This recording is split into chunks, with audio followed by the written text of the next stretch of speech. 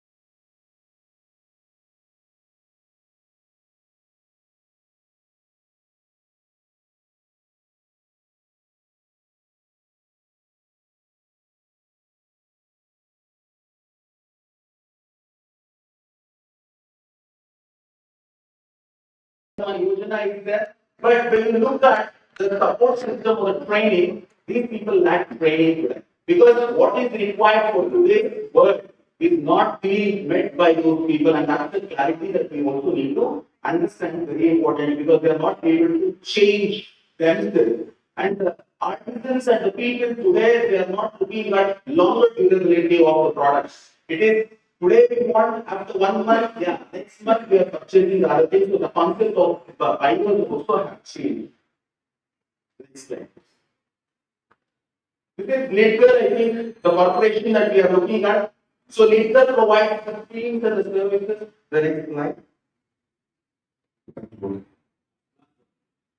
Next slide. Next slide.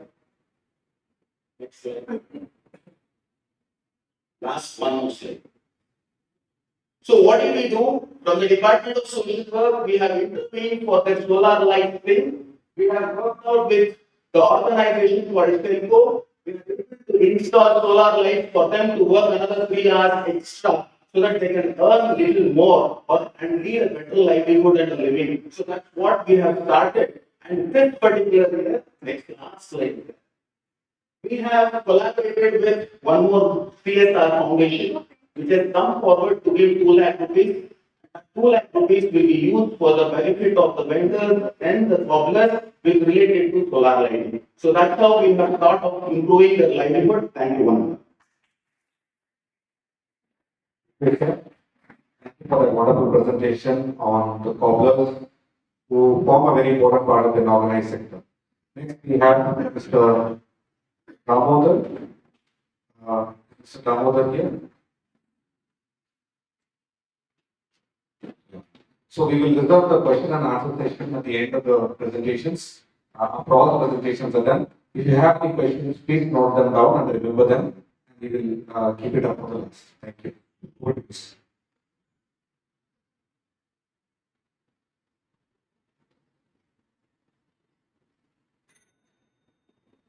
Good afternoon, everybody here.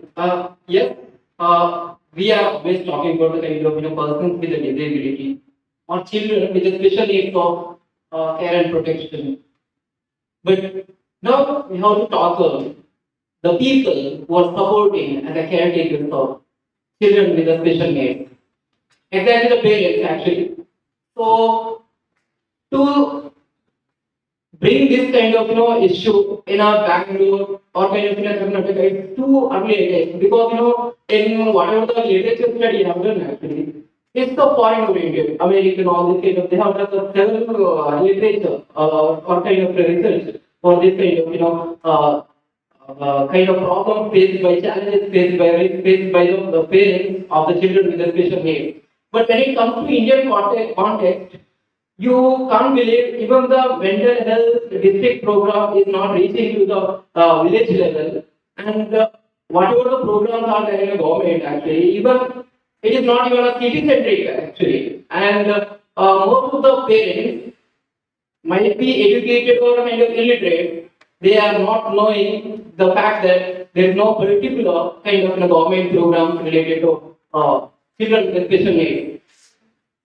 Here, my focus is on kind of whatever the problems faced by the parents in Bangalore, especially the parents of the children with the special needs.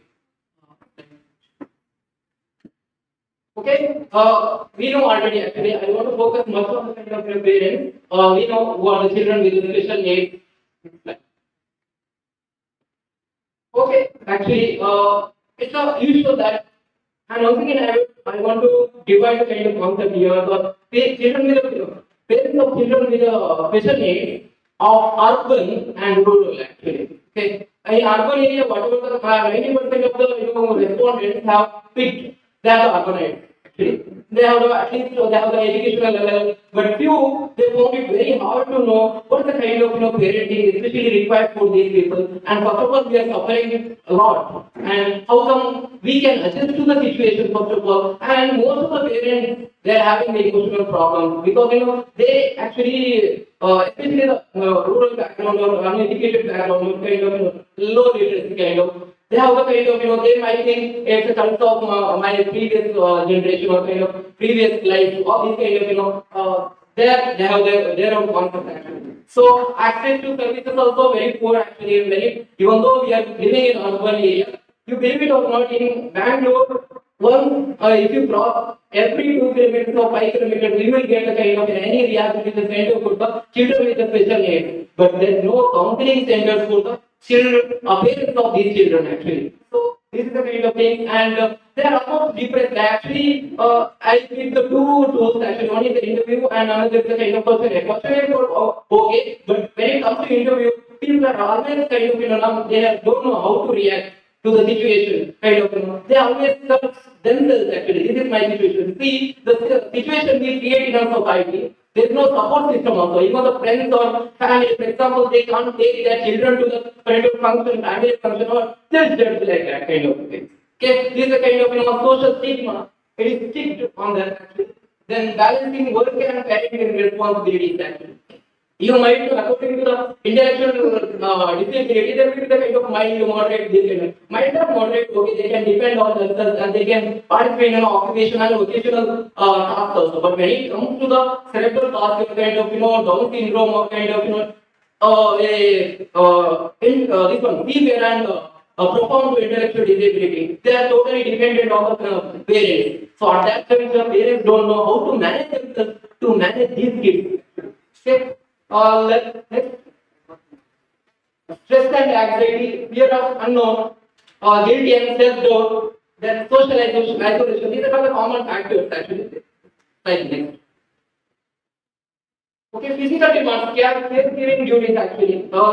You can think, okay, for example, they are 40-year-old, 45-year-old, 50-year-old, okay. But what next? Who will look after when the children are growing and when the parents are in a old age?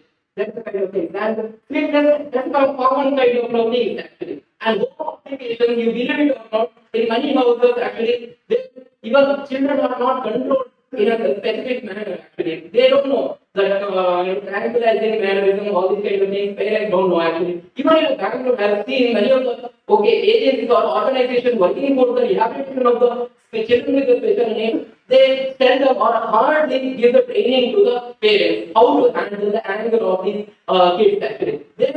They train in this one rehabilitation center, but they seldom train the parents. So there is a lacuna happening, kind of what to do with these kids, especially by the parents. And family dynamics with the parenting. Actually, you believe it or not, actually, there's an increasing number of divorce between the parents. Actually, who is to look after? And alarming sign is mother end up looking after the disabled child. So there are many numbers regarding this one. Next, significance of the parenting. After telling this much, you might understand what is the requirement of skill training for the children with the special needs. And methodology, common for this one actually is also the aim is to find the needs of parental training in Bangalore, actually, in Bangalore and covering the Karnataka. Actually. So objectives are to once again identify the challenges faced by them, awareness of level among them, regarding the parental skill training, whether they need or not actually, and assess the need for parental skill training for the parents of this. And sample we have taken just 20, and the purpose is sampling and next two of that question and this ready to be. And scope of magnetic, I can find that study to the magnetic. Research majority of the parents are not very knowledgeable actually. Basically, most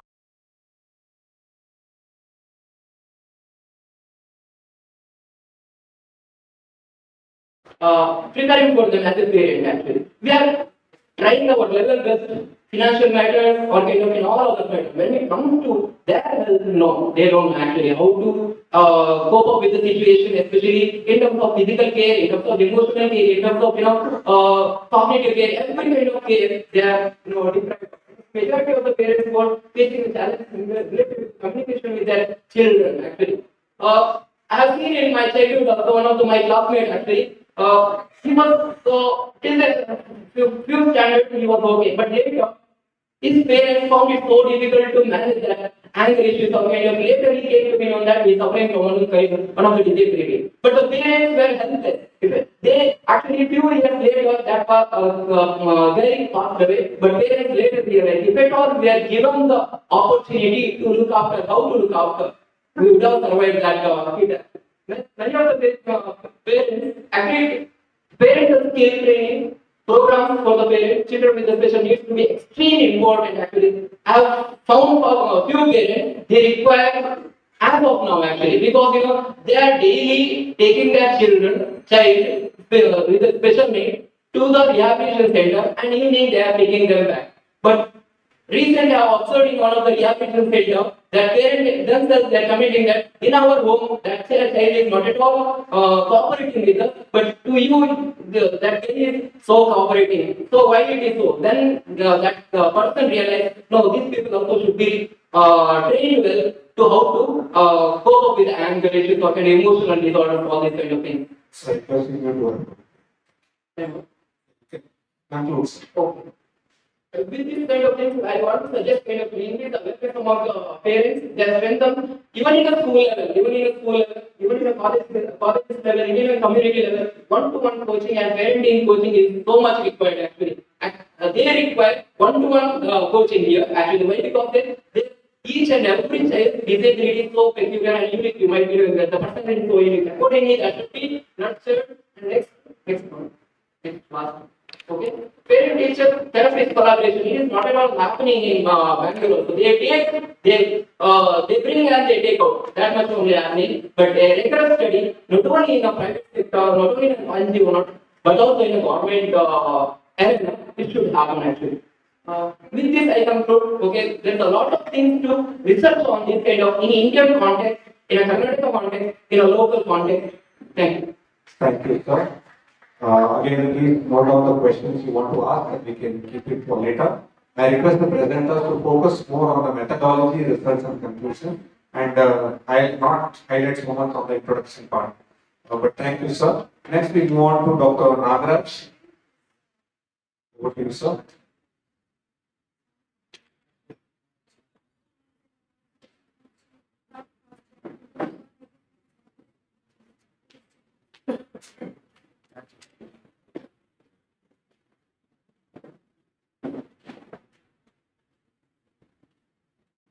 So, good afternoon, everyone. So, my presentation is about post-rehabilitation and resettlement conditions. Families affected with Bangalore Metro Rail Corporation Limited. So, I'm sure that many of you wouldn't have heard about the post-rehabilitation and resettlement plan.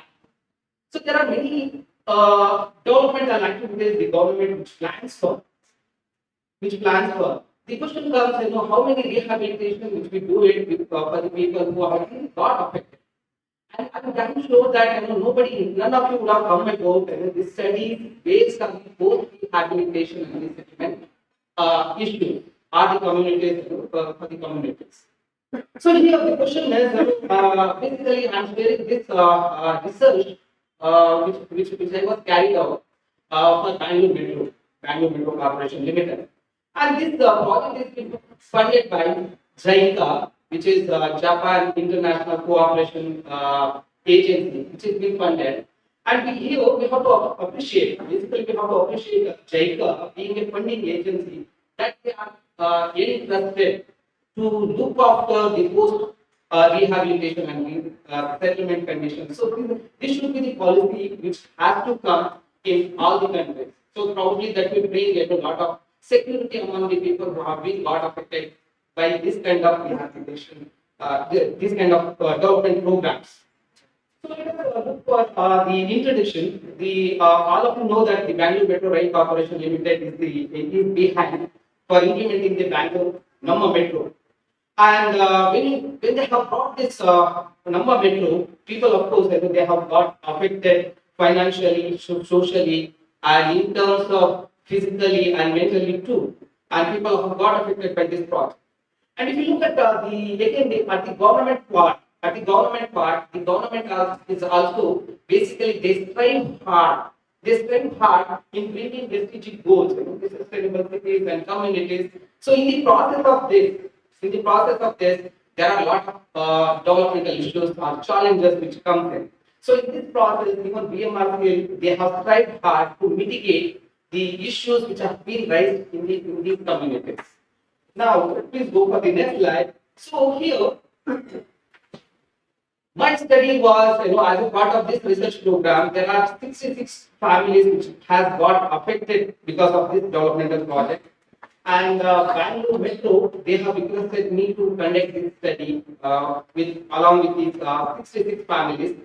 And all these 66 families were basically slum dwellers.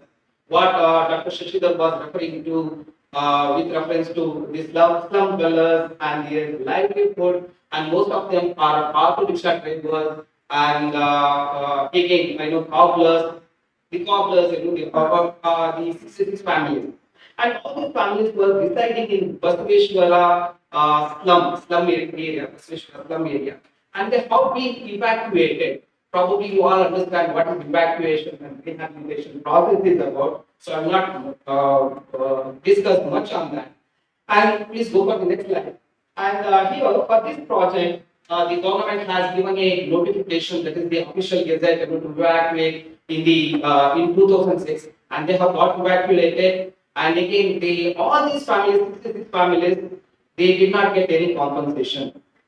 So instead of getting compensation, they asked for constructing a two-floor building. So all this two-floor building, which comes around 650 square feet, and again, each building which costed around 17 lakhs 50,000 rupees. And apart from giving and building the land, they gave just only 4,500 rupees as a shifting allowance. So with that shifting allowance, all these family members, they got shifted from one place to the another new place. So this is where the policy talks about. If you look at the condition of these families, one side you could see that the psychosocial condition and the rehabilitation processes, it takes a long time, and all these people have waited for 5 years till they construct a house, till they shift. So this is one side. The another side is the government policy.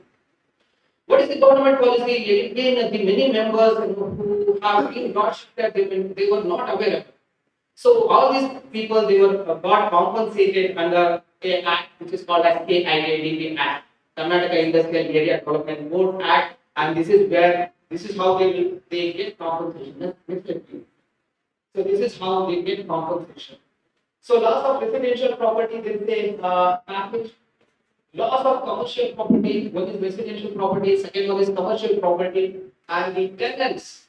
If you have rented certain houses, tenants will also get the rehabilitation benefit. And then again for the commercial property and property resources, that is public property allowances. If they find any schools or temples or any church, for that also they have got rehabilitated under this act. Please go for the next slide. So here, let me talk about the methodology which I have carried. The aim of this study, you all know that I wanted to look out the post-rehabilitation and resettlement plan, how they have carried, whether how they have gone as per the law or not. That I supposed to assess to it. the objective of the act is the objective of the research is to understand the demographic details and to look at the socio-economic conditions of those people who are affected with the development of project. The study design is survey research design and universe of the study, Sriganga Kawal village, that is what the 66 families I have studied. I had an interview with them and the population is 66 household sampling. I went for the convenience sampling for all these 66 households. The orientation, and again I have included for this study the social workers. And before taking them to the field, I have oriented about how to go about the research and how to interview them. And tools for the data collection here, they have provided a set of tools to go with the data collection, the BMRCL, and data collection which I have carried with the 43 households. I could not go for all the 66 households because by the time by the time I went there, they all were rented and they were some of them they were sold at the buildings also. So this is the conditions basically we have to study. Then the inclusion criteria, you can have a look at the exclusion criteria also, where the rented houses and the lease houses were not included for this. So these were the findings. If you look at the findings, I'll just quickly go through. The natives were basically from 37 household Bangaloreans. They were not affected, and they speak most of them they speak Tamil.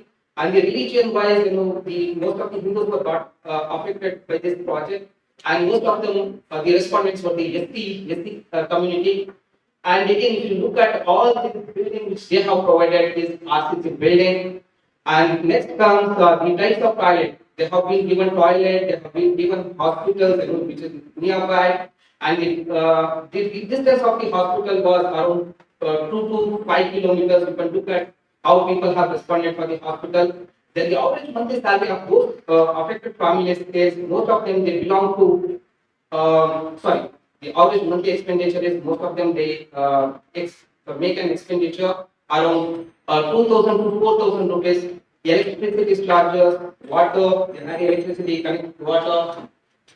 And apart from that, I know I'll go for the amenities which Metro has given for the rehabilitation for people. You can have a look on this. Probably you can take a question after this on these issues. Then the household, these are the facilities they had. They had TV, they had fish, vehicle, land. Some of them not 100%. So you can have a look on this table.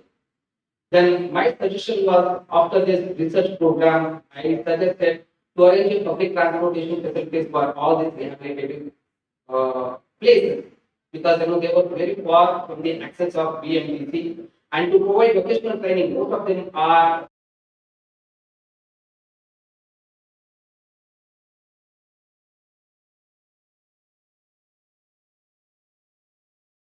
was very poor, and this is what my conclusion is about. So, of course, there is a challenge for the rehabilitation for any government and loss of livelihood that people situate in all the communities and which largely affects for the families. And again, it's a challenge for all the development projects. And of course, there is a need for improvement from the government side also. So, this need of improvement, the government has to think on. Thank you very much.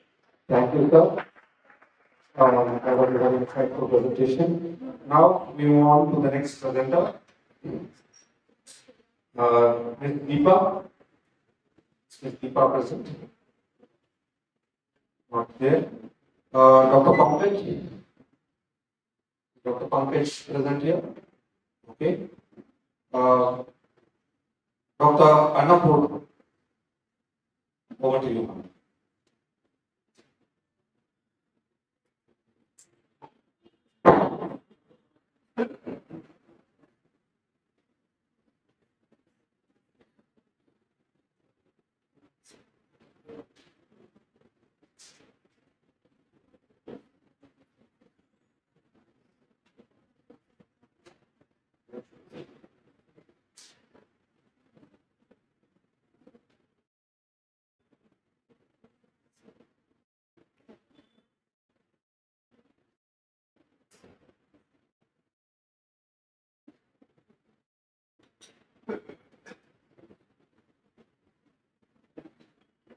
Namaskar everyone. would like to thank the organizer and the management for giving me this opportunity to present my paper. Cultural transitions and sustainable care, a study of institutional living for older adults in Delhi. This is exclusively focusing on the institutional care for older adults and also the cultural transition and social dynamics, how it is shaping their life and their life experiences, and what are the challenges that they are facing under the institutional care. So, as we all know, the demographic transition is pushing the majority of the population. So, now it is rapidly growing, the aging population almost 8.5%, and it is going to expected to grow so uh, almost double 14% by 2050, so 30% by 2100. So the lot of attention and also necessity to look at this demographic transition, particularly the aging population. So the aging on the other side, so we need to look at the changing family structure and also the social norms, which is making them and these factors are influencing them to choose the institutional care. So institutional care has become an emerging phenomena and also a critical support system in India where the majority of the older people are looking for institutional care. So in the given situation, in the given context, the study is trying to explore the institutional care in those who are living in the pay and stay model.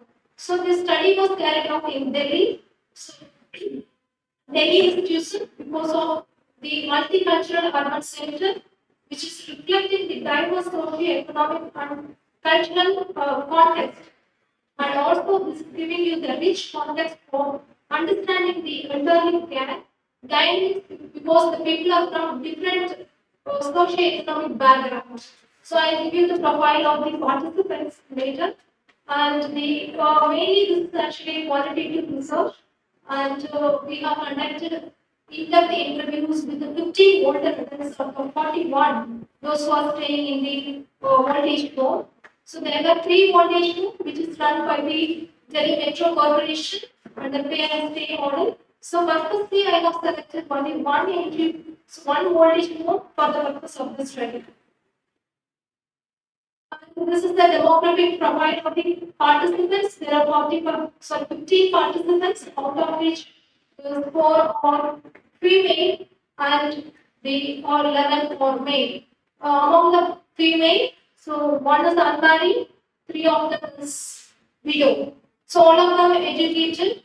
4 was completed schooling, the rest of them is completed higher studies. And these 4 is among the 15, 4 of them is from Delhi, the rest of them from the neighboring states of Delhi, so like Punjab, UP, and Gujarat, and Rajasthan also. And their average stay is 3 years to, is ranging 3 years to 21 years in the institutional care. And from these qualitative data, so I have arrived at 6 themes. The theme 1 is the first thing, aging. How these elderly people are looking at the concept of aging.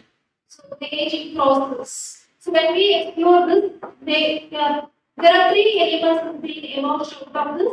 They are looking at one is the biological process, which is indicating the aging. The second one is retirement. So when you get retirement, you get then only you feel it is retirement. So you are aging.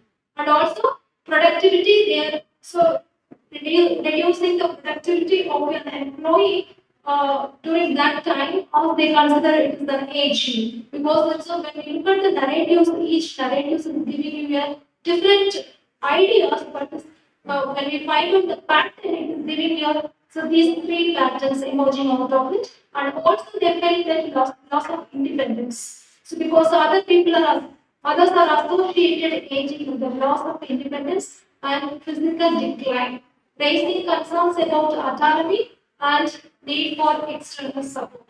For example, a 74-year-old male, so he is telling that gray hair and reduced physical strength mark the onset of old age. I realized I was old after retirement. And I'm moving on to the theme 2, which is talking about social position and marital status. Married individuals generally they are experiencing the better family support when compared to the unmarried people. So unmarried and widowed in this context, so these individuals often lack family care and making them more vulnerable to social isolation and financial insecurity when they become older. And visa restrictions is also one of the elements.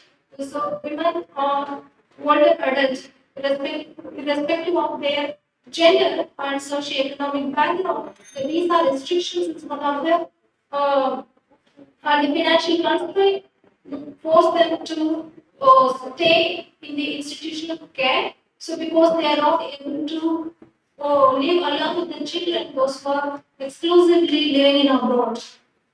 And the theme is, next theme is family values and structure, which is giving you a three elements, which is talking about three elements. Joint family, as we all know, the joint family is providing the care for older people and the vulnerable section of the society, but the changing scenarios because of the family structure is broken without nuclear family, so the elderly people is left alone. They are looking for a care. The second thing is family values. So family values when compared to the family structure, nowadays it's family values is dominating phenomena which is significantly influencing the elder support. The emphasizing the importance of respect, empathy, and a sense of responsibility towards older family members. And the next element is the emotional support. Some of the older adults leave joint family due to lack of emotional support and seeking more personalized care and attention in the institutional setting. For example, 66-year-old female, she is talking about I lived in a joint family, but I felt neglected. Institutional care gave me more peace. Because there is a shift when we look at this all this, there is a shift from the family care to institutional care. And the fourth thing is institutionalized gender bias. So traditionally, when we look at the male and female, so son was taking the responsibility to look after the elders because of the parents they cannot move to the daughter's place when they get married. And also there are a lot of cultural biases and also daughters inherit legally when we look at this issue, daughter is entitled to share the property, but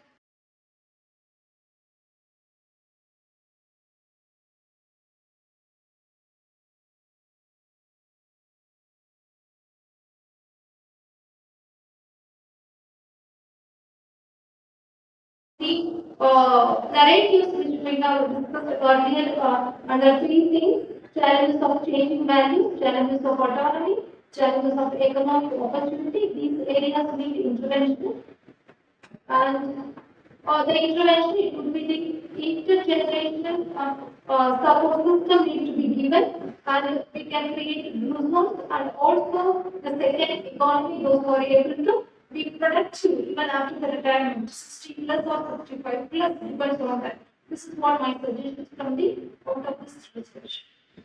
Thank you so much.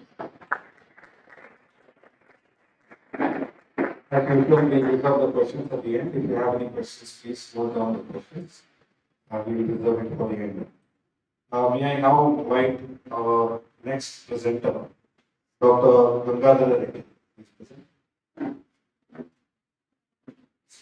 Over to you.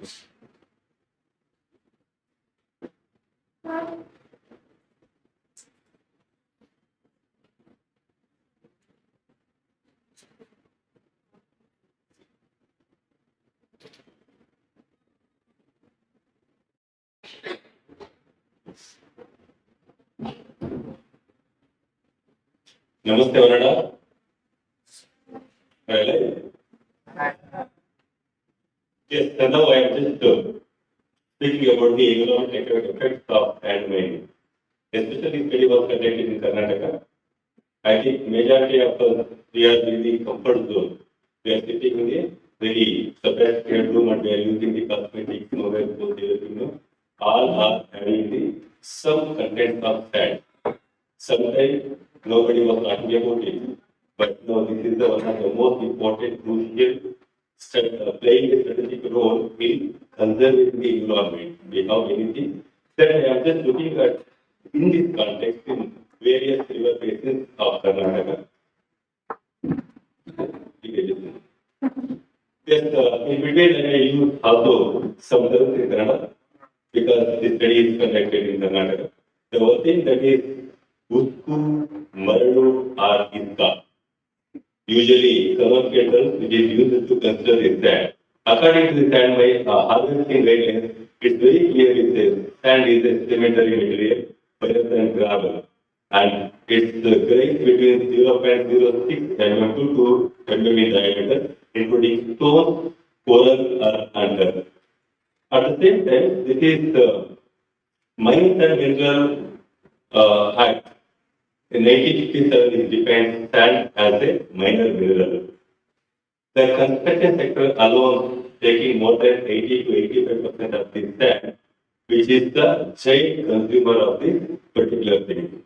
Apart from this construction sector, there are many industries which are using sand as a major raw material for their products, including water filtration, polymers, electrics, cell phones, cosmetics, wine glass, sodium, silicate, optical glasses, and so on. The list is going on. Despite this strategic or crucial economic importance, sand is also playing a crucial and pivotal role in conserving the environment. Now, I am talking about it and what the consequences are taking place here. Then, if we just look into the sand consumption pattern, that according to United Nations Environment Program, nearly 40 to 50 billion tons of sand is required to meet the needs of sand across the globe. In India alone, it's nearly 700 million tons are required in 2017, and currently its requirement is 833 billion tons, increasing by 6 to 7% per capita per annum. And that is the same way UNEP, that is UNEP 2018 analysis takes that India and China are the critical hotspots, and most of the sand is consumed by only these two states due to the various reasons. When it comes to the Karnataka, according to 2020 new sand policy guidelines, we require more than 45 million tons of sand per year in Karnataka alone for the various reasons.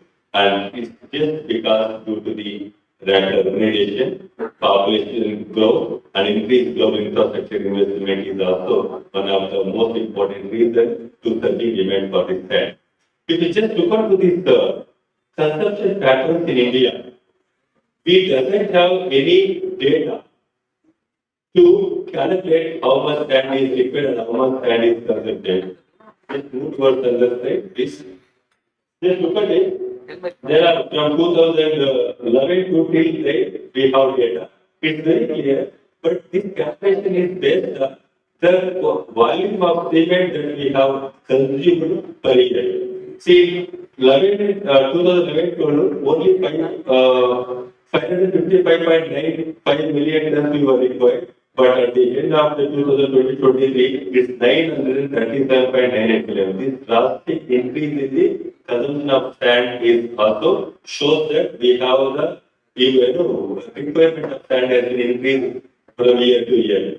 This sand and cement mixture is decided based on the 1:2.5%. That is based on the sand mining framework 2018. Legalization of sand mining is in Karnataka. There is a provision is being given to mine sands from the both river basins as well as the Patna according to 2020 sand mining guidelines. But earlier in 2011, there was a restriction for the automated vessels in sand mining. It should not be used. But later, it has completely says that instead of illegal sand mining, they have given permission for the legalized sand mining, which has paved the way for indiscriminate mining of the sand. And against the recent Karnataka economic survey, which talks about we have around 239 approved sand mining blocks in Karnataka. That is 118 sanctioned blocks in Patta land. Patta land means it's agriculture land. They have given permission to mine the sand and given the fertile agriculture land also. That is important. I just want to make you note on this one. 2021-22 again. Nearly 90.23 lakh rupees have been collected as a royalty. Yes. Hey, next to there is something. Instead of the sand, we can also go for the sand. Again, that is black. And we have other two major guidelines, one is environment impact assessment guidelines and post regulation guidelines. Then I don't want to go for this one. I know that is the aim of it is very clear. And methodology that we have used is expectative research design that we have used. Figures of the study is the farmers or the people located in the east flowing river basins of Karnataka. Especially for the study, we have chosen two rivers and two tributaries. That is one Krishna and Tripanakni as the rivers, and Tungabhadra and Shumsha are the tributaries that we have taken. The farmers involving in the cultivation and activities from last 5 to 6 years that is considered as a participant. Focus group discussions was the method and technique that we have used here. And impact analysis focus discussions was using through the checklist. And next, this is where we have selected the research. Total 8 gram panchayats we have selected from the 4 river and the tributary basin that is mentioned here. Just move forward. These are the results. I think the first one, most important thing is that is soil erosion. It is being noticed from all river basins that sand mining is increasing the soil erosion, which is having the other impact on the ecology. There drastic changes in the river and stream flow. This is also very interestingly we can see in all major rivers.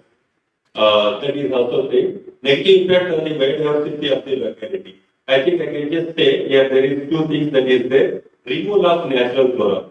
When we are looking at these two major things, that is people say there are 3 major indigenous plants, that is jali, and another thing Kubbadi and Neeraji. Jali means that is bubble tree, which was used to prepare this thing, but completely is there. And there are many things disappeared, traditional leaflet is also there due to this and we'll just move little bit. These are the social work matter. Yes, how we can come out from this problem is very clearly mentioned here. Micro level what we should do, macro and meso level what we need to do. And in conclusion, you can say sand is finite and renewable and non-renewable resource. That it says after water, it is one of the most exploited.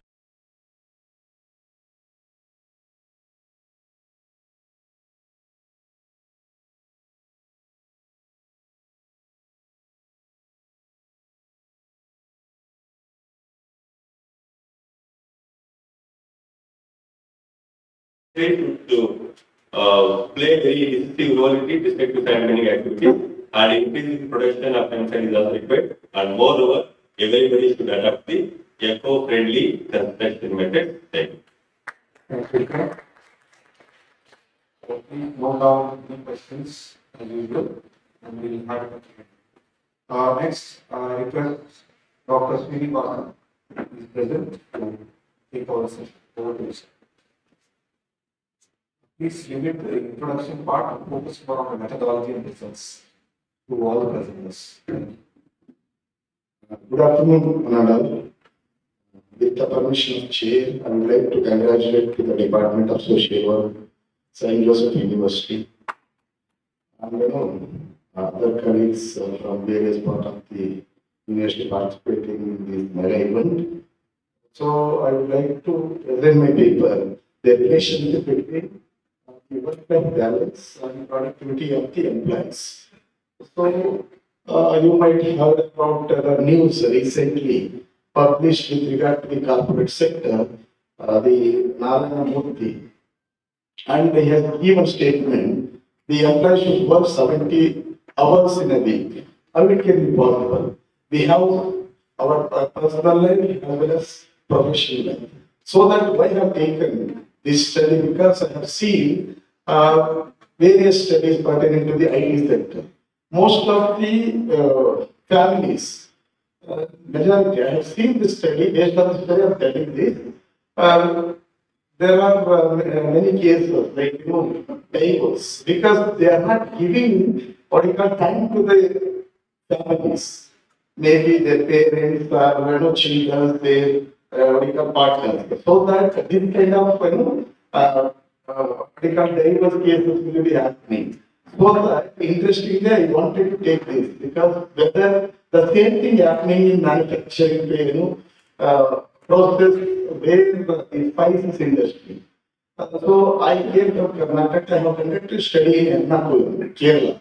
So pertaining to this, the what you call the spice extract manufacturing factory industry involves the extraction and processing of the essential oils and ornaments and other extract from the spices and herbs widely used across the industries for their flavoring and medical property. In this sector, there is the notable intersection between employee work-life balance and productivity, an area that the lacks of comprehensive understanding despite the growing acknowledgement of this significance. The industry is categorized by demanding work environment, requiring long hours, teamwork, effective time management, comprehensive compensation and managing high pressure situation to meet production targets. However, when these balances are disrupted, it can lead to a detrimental outcome such as burnout, high turnover rates and health issues, and decreased motivation among employees, thereby impacting productivity. So, given this direction, the correlation between the work-life balance and employee productivity in this sector, this research aims to understand the bridge between the gap by examining the specific work-life balance, factors influencing productivity at a plant liquids private limited environment.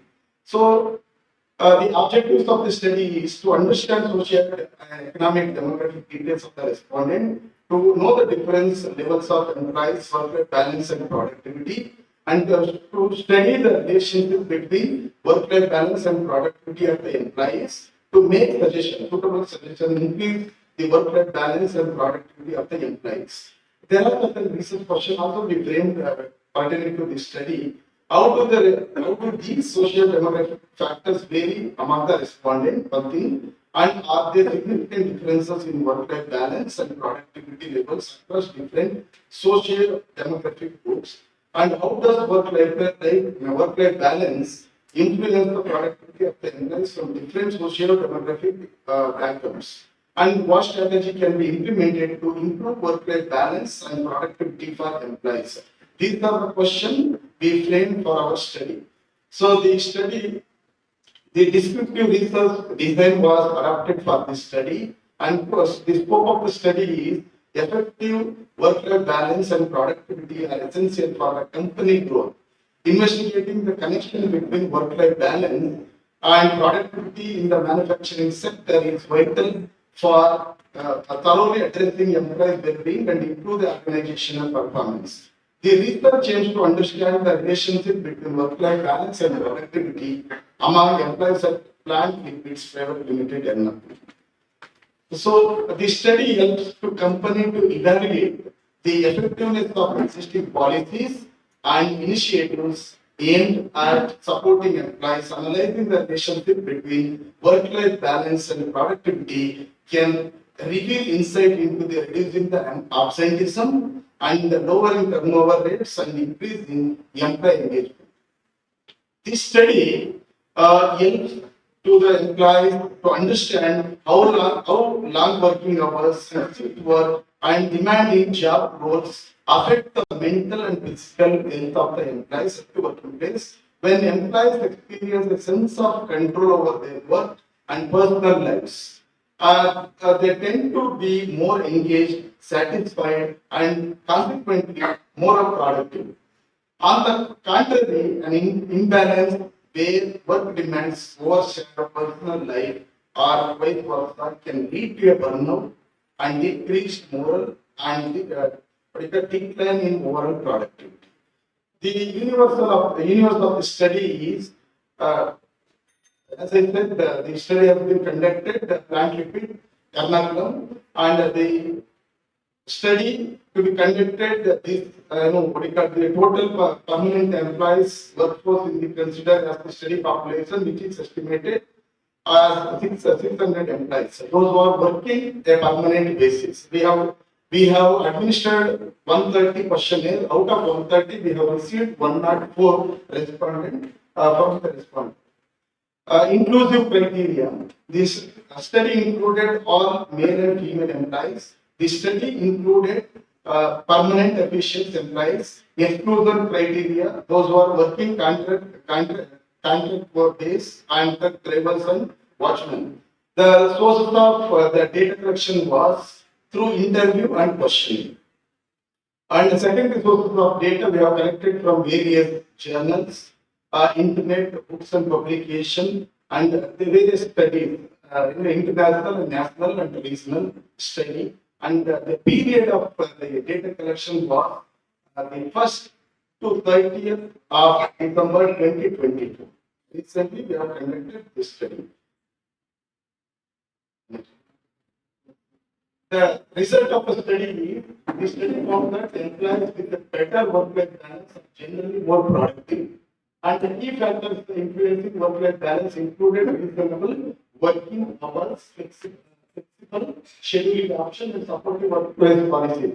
Pertaining to this, the work-life environment, the leadership and management, the employee motivation, training and development, technology and innovation, workplace culture, workload and task design, and compensation and rewards, health and well-being, collaboration and teamwork. These are the internal sources of the conducting the moral of the employees, and external forces like the economic conditions and regulatory and market trend. These are the major important things which we need to consider while dealing with the manufacturing process. Thank you. Thank you, sir. Thank you for that presentation and the important research. Please note down the questions if you have any, audience. Next, quickly we can have Dr. Naveen Kumar. Over to you, sir.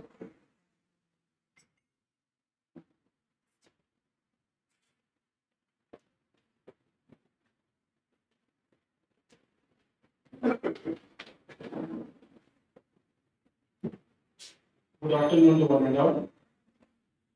So thank you for giving this opportunity from JSP University. And also today, first day, after lunch, technical session, moderatory Ramakrishna sir, and also convener of the Remjyoti ma'am, and also Dr. Agustin, School of Social Science.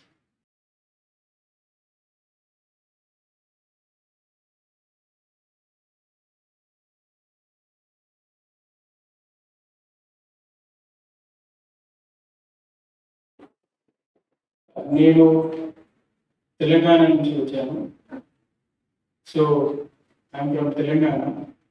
So as assistant professor department of social. So now my paper, empowering marginalized communities in India, sustainable development initiatives for socially. So basically, sustainable development is emerging area and also international level terrorism and sustainable development and also drug. So these are major core areas wherever we are going to discussion from these three major areas. So earlier speaker also today discussed about the marginalized communities. So now we are coming to the India is a diversity country. So especially in world global level, other than global level communities and especially India community, mainly caste and class. It is a difficult task to deal.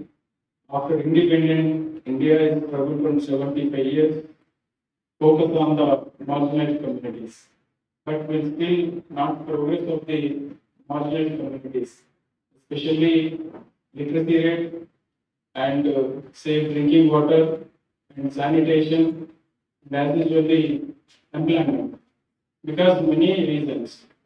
So more than out of the population in India, 50% of the population of the marginalized communities. These are marginalized communities, especially in the India is a rural, India is a lives and villages, not cities. Most of the villages or the population from the every village, STs and STs. So in the scheduled caste and scheduled tribes, these are two categories of the community most important to face from the earlier and still today discrimination and differentiation. Because when the government gives the fundamental rights, as an Ambedkar said, so today we are not follow the constitution, where we are equality, equity, and transparency and democratic, but social justice, where we are giving to the fundamental rights, they automatically uplift of the marginalized communities. So India is the most of the marginalized communities still comparative from the SCs, STs and OBC and OCs. 60% of the literacy rate still on today. But especially my paper and focus on this paper aims to the explore the sustainable development initiatives in marginalized community empowerment. So after earlier researchers and earlier studies, I focus on that. Very short-term studies on focus on the marginalized communities. And after that, I point out the gap. So longitudinal studies are not there. Long run studies of the policies is not there. So I will focus on the qualitative and quantitative research.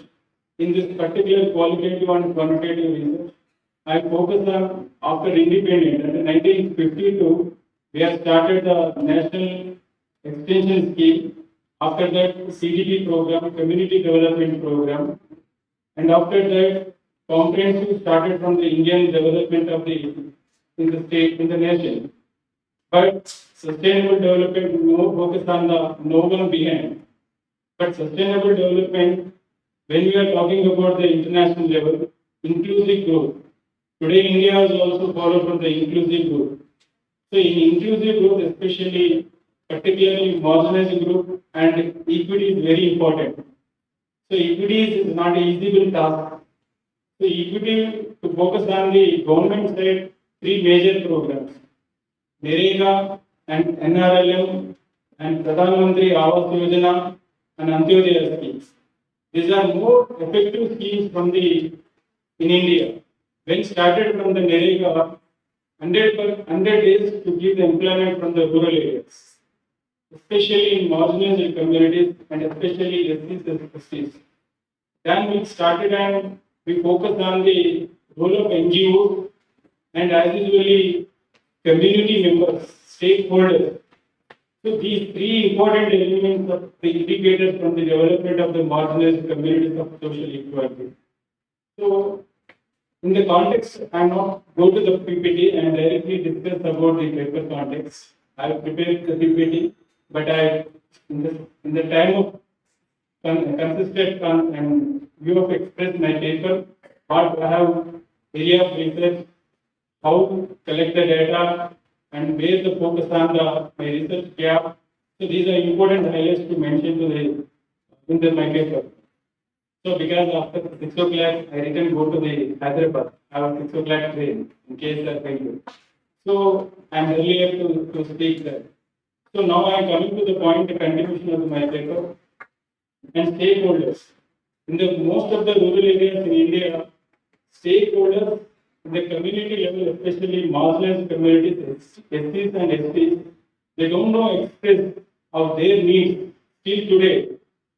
So in local based on the priority, it's very important.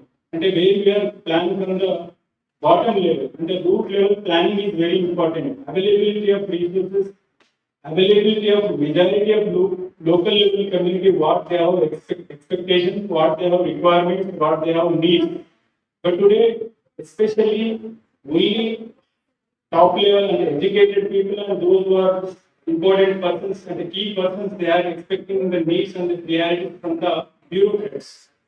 Even almost all policies and programs, bureaucrats are also insufficient and they are in proper way.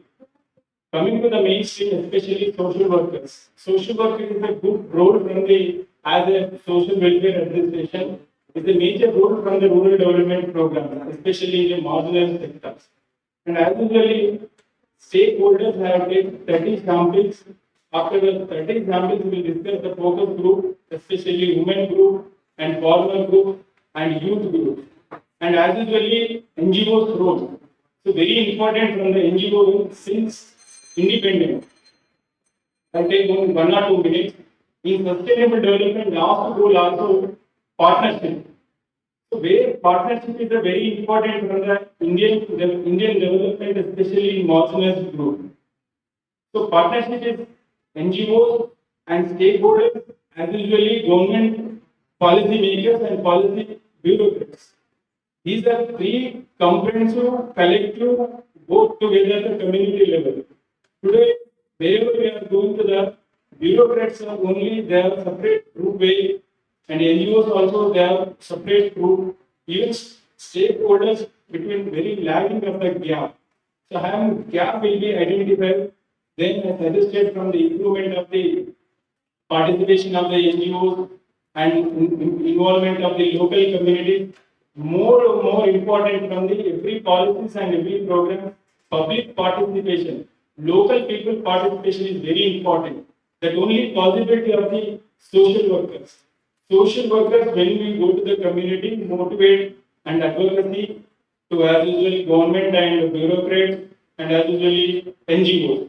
And as usually capacity building, training, awareness, and lagging of funds from the nation level and state level to give the funds and training and as usually capacity building and involvement and participation. This is the important of the my recommendation as usual as finding from the lack of resources, lack of facilities from the in the area of context. Narega is more improvement after that. Most of the people are building from the houses and improving from the sanitation and improving the safe drinking water and health, sanitation. These are hygiene almost all improving. Even after NGOs, for example, Pradhan NGO and Akshara NGO and one more NGO is also Seva NGO also. These are very effective from the improvement of the marginalized communities. Thank you for giving me the opportunity. Sorry for I take more 1 or 2 minutes. Thank you. Thank you, sir. Now for our last presentation for the day, Dr. Preeta. Over to you, ma'am. Audience gentle reminder to note down the questions if you have any. After ma'am's presentation, we will have a Q&A session for all the presenters. Thank you.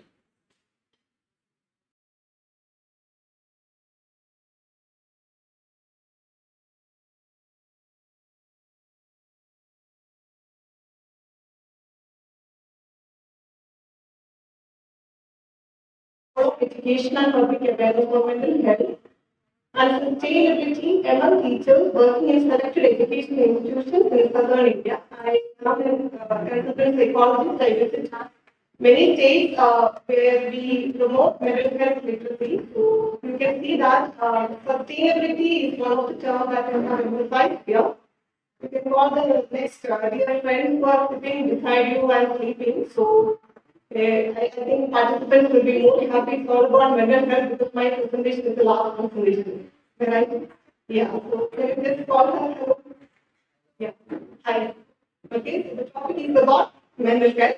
So anyway, let us concentrate. Just 5 minutes presentation. Moving on to the next slide.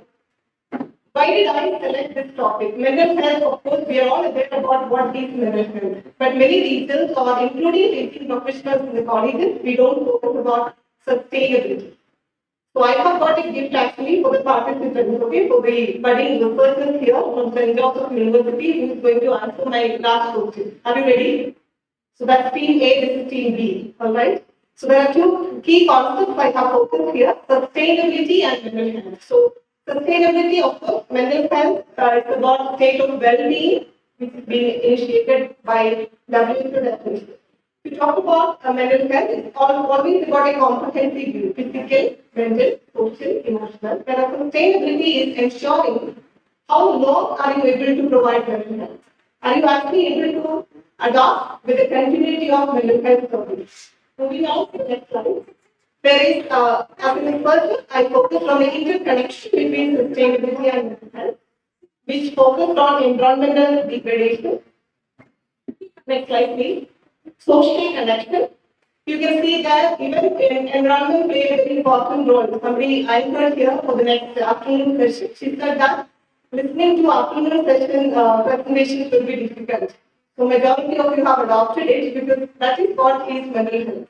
What you believe, right? So moving on to social connection, you can see you are all more comfortable sitting beside your best friends or your roommates or somebody like that. So social connection always contributes for mental health. Moving on to the next, economic stability. Next slide, please.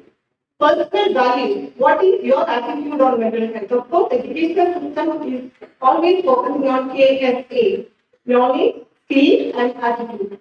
So that is one comprehensive aspect I have included for my study. Moving on to the next slide. Why mental health and sustainability matter? Mental health and sustainability are critical for individual and collective well-being. So this is the key word which I have focused on my introduction. What is mental health and sustainability? Of course, that highlights on durability or longevity or how long we are able to ensure continuity of mental health service. Moving on to the next slide. We found that it's an integrated approach to promote mental health and sustainability. We need an integrated approach that addresses social, environmental, and economic dimensions of human development. An integrated approach emphasized on holistic policies. Next slide, please. Community-based initiatives. Next slide. Individual action. By recognizing the interconnection between mental health and sustainability, we can work towards creating a more holistic and integrated approach for promoting human well-being. Moving on to the study of the theme for the study. Why did I select the topic? Actually, I emphasized on some of the components there, like informing teacher education and training. Majority of us talk about mental health, but how many of you are, as somebody, social workers, are able to do consultations related to mental health recovery? So that was one of the points which I have put in my research, and enhancing teacher confidence and competence, especially about how do a teacher have activities of classroom management. How do you handle emotional issues in the classroom? Moving on to the next slide. And also I emphasize on improving student outcomes, of course, academic quality, then promoting comprehensive learning, informing school policies and programs, highlighting the need for counseling services and psychosocial awareness programs in school. Because I work with Kerala Psychologists Association, sometimes I go to conduct some training programs. Most of the school counselors complain that after once the counseling is done, teachers will ask them, what did the child say? So are you actually setting boundaries or are you into over-empathetic teaching? So that is one concern that we have highlighted in the study. Moving on to the next slide, please. Study objectives to assess knowledge on mental health and sustainability. Second objective was to explore the relationship between education and public awareness, like IEC activities, information, education, and communication activities. Next, to identify the factors that influence knowledge on mental health and sustainability. Next, To associate knowledge curve regarding role of education and public awareness, and we have selected some of the demographic variables of teachers. Now, what was the methodology for the research? Study design was an exploratory study, and data collection method was structured questionnaire from discussion. Sample size was 30 teachers. Actually, I have taken Telangana, Andhra Pradesh, Tamil Nadu, Kerala, and Bangalore. Then data analysis was done by descriptive and inferential statistics. And the study result moderate level of knowledge, and overall result was most of the teachers were good at knowledge on mental health, but they were lacking knowledge on sustainability of mental health. So that was the highlighted result of the study. Then right, please. And how do I implicate my study to the next level, professional development? It can also use for curriculum revising, assessment and evaluation, policy making and support. And recommendations from my research study focused on developing targeted professional development programs, especially teacher training programs on mental health literacy and sustainability, and integrating mental health and sustainability into curriculum. And I am very happy to launch a project in Kerala, ABC, Activities Beyond Curriculum. So that was one of the productive results from my research study, that we have actually taken some of these schools, especially BBMP from Government of Karnataka. I have taken government schools to appreciate this project. ABC stands for Activities Beyond Curriculum. Then again, next slide. Yeah, so that's about my study. And my question for the audience is, what is the program that is initiating sustainability on mental health? So, what's the government program? Okay, another question. Are you all happy? Because the sessions are over, right? Okay. So another question. Last question I have a gift for you. All right. So can you tell me what is the national mental health program that are focused on sustainability of mental health through primary health care, through primary health centers? Okay, start with B. Okay, somebody said that? Yeah, district mental health program. So, yeah, that's the right answer. Sorry, I actually got the gift for the budding researchers. That means the students of SJU, but I think a resource person has got the gift. And bring it, the last minute app has helped me to get the last minute answer. So please come. Can we clap for the next?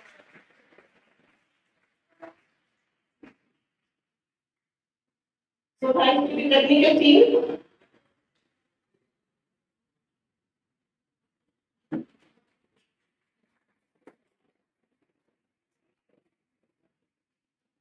Thank you. Thank you, ma'am. Thank you for all your insightful presentations. Dear audience, we are running short of time. So we have another 5 more minutes for any kind of question and answers. Please raise your hand and the volunteer will come to the mic to you to ask the question. You can ask any questions to all the presenters. Even the other fellow presenters may also ask questions so that we can have a fruitful discussion. Please raise your hand and you will have the mic. Also, please tell us whom you are asking the question. Yes. Over there.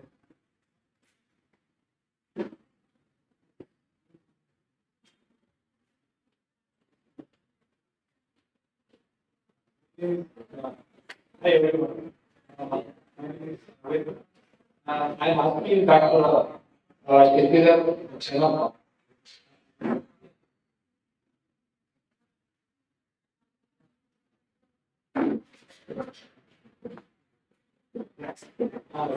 Sir, you said in cobbler in Bangalore is where cobbler this one. What is that? They don't have license and something you said like that.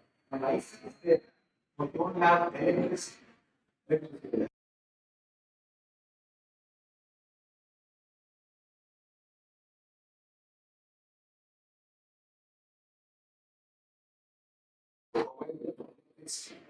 Okay, okay. And what about you have go for any NGO or a CSO like a civil society organization, See, for that particular thing, I'll just tell you, we have initiated right now, the CSR team to come forward rather than just depending on the energy or the power supplied by the government. It is always better on the rooftop of their coupling vending place, they can have solar lights. The CSR Foundation has come forward, we have already installed 12 right now.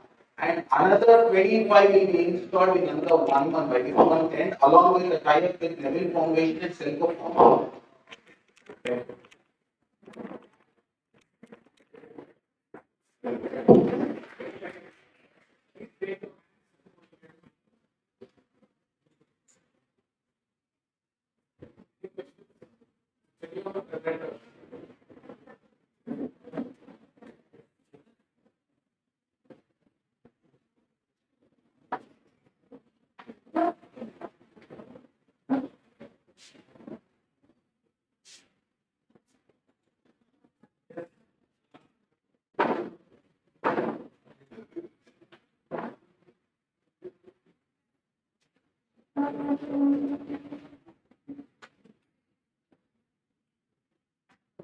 My name is Lini. So my question is to Dr. Gangadhar Reddy.